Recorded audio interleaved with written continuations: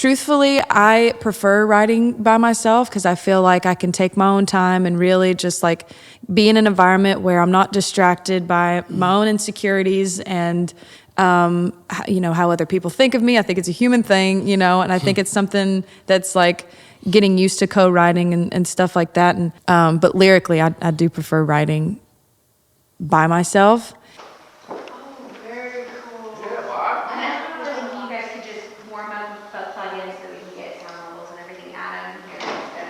Hey y'all, my name is Lanie Gardner. I'm Evan Klein. And this is Nashville Night Sessions, and we're gonna sing our song, One Day.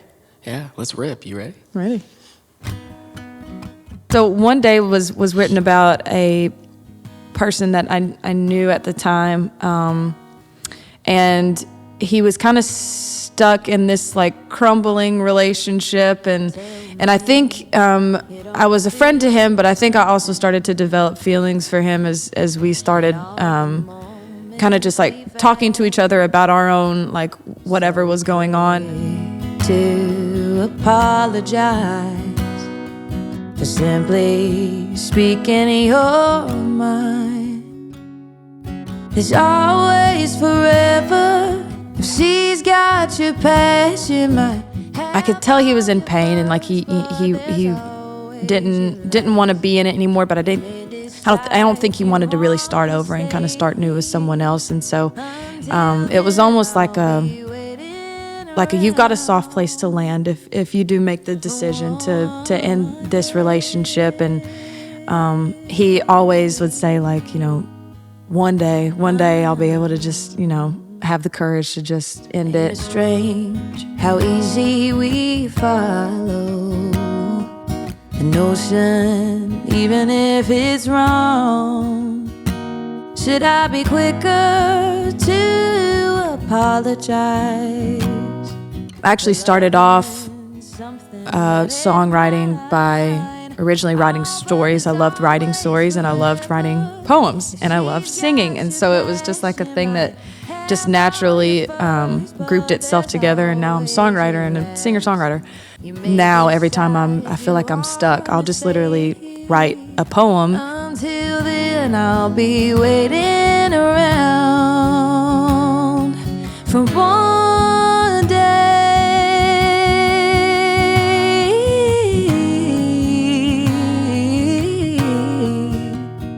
I didn't have too many friends in elementary school, so I would go and just randomly memorize these poems and then sing them up at the top of the playground all by myself. But I was content, though. I was good up there. I was like, you know what? I like it up here. No one's judging me. I ain't got to be anybody I don't want to be. And so, yeah, that's kind of a little visual into That's incredible. How, I've never heard that story ever. I don't really tell anybody.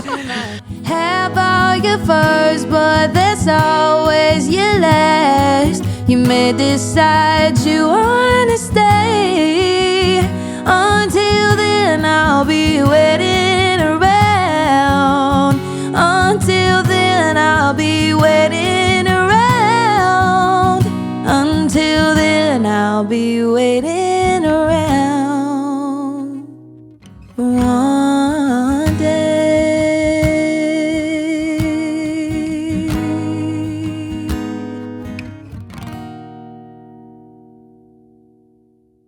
Cool. Yay! We also have a crazy story of like how this album even, I don't know if you want to tell it, of how I got a text from you in June after we hadn't talked. Oh, yeah. So I originally wanted him to produce the whole album. And anyway, I was like, I want your mind and your creativity on this album. I wanted it to be a little bit more pulled back and like just very kind of Appalachian sounding. And so there was a lot of miscommunication and between outside sources, let's say. Not between Lanie and I, but just outside sources. It was basically like, he doesn't have time to do it. And I was like, no! And so not the fucking case. I went to other, like, some of my other producers that were close to me at the time, because I wanted it to be something that was, like, with the people who started out with me. And absolutely. Halfway through the project, basically texted him one day, and I'm like, hope you're doing well. And you're like, hope you still want to work I'm with like, me. It's like, what is going on? What is this text? You know, I was like, I hate that you didn't have time to work on the album. And he was like, what are you talking about? And then it all just kind of spiraled from there. And I remember reading that text. We'll never forget. I was in a session and I got that text from Lanie. It was like a paragraph. And I was like, my jaw literally dropped when I got that. I was like, what is going on? And I FaceTimed Lanie right away. None of this would have happened, and like we wouldn't have been able to experience this together. You know, sometimes some things can get kind of like murky in ways or this or that. And so I'm just so glad she texted me. Why don't we play another one for him? Okay. Which one do you want to do? Roses in Wildfire. Let's do it. Here we go. I wrote Roses in Wildfire with Johnny Shore and Riley Beatier. It was the first song I think that we ever did. Sleeping in a bed we made ourselves, breathing in this smoke hurts like hell. It was during the relationship with my first love, and it was about a 4-year relationship, so kind of long for an 18-year-old. And super long. Super long for 18. Watching the sky falling through the roof of this house. And so during the time, I don't know what it was, but we just kind of started parting ways, and we couldn't figure out why, and so it was a really frustrating time. And I think I knew you while I was kind of coming to the end of it. It's right at the beginning. Get higher, don't bring roses to wildfire.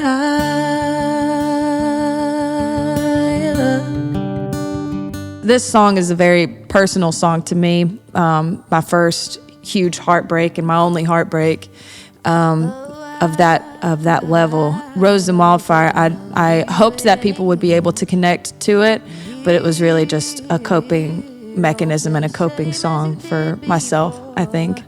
I'd rather take the risk of a sinking ship. It's better than the sting of this rain.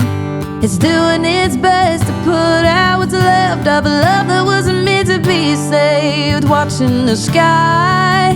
Instead of communicating to try and fix our relationship, there was a lot of bouquets of roses and flowers, and I felt like at some point I was kind of just trying to find these answers alone, because he just some kind of communication issue was happening, and instead of making it better, it felt like it kind of fueled the fire a little bit, trying to put a Band-Aid on a bullet hole, and a lot of overthinking happened during that time.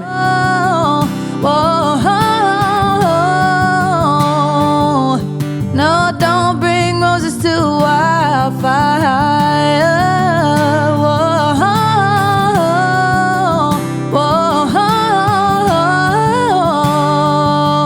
No, don't bring roses to wildfire.